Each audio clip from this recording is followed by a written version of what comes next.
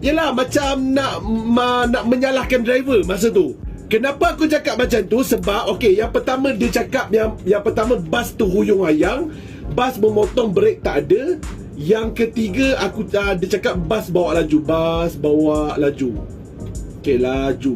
Okey, persoalannya bas tu huyung hayang. Okey, kita boleh imagine lah kalau bas tu huyung hayang macam mana kan. Bas memotong brek tak ada. Aku nak tanya dekat driver dekat pelajar UPSI tu, macam mana kau boleh tahu brek tak ada masa tu? Itu yang aku tanya. Sebelum tu, masa tu tak keluar lagi dashcam lah. Aku nak tanya dekat driver UPSI tu, macam mana kau tahu bas tu tak ada brek, sedangkan korang bukan driver bas dan korang tu student, faham tak? Bila aku tak sempat nak cakap lagi sebab aku kerja. Aku tak balik ni, aku duduk tepi jalan ni sebab nak terangkan dekat orang ni. Okay, so yang pasal